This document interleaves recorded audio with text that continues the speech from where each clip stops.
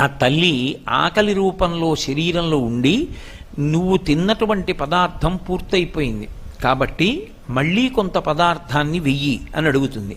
వేసిన పదార్థాన్ని జీర్ణశక్తి అంటాం. జీర్ణం చెయ్యడానికి కావలసినటువంటి శక్తిగా ఆమెయే లోపల పొటమరిస్తుంది.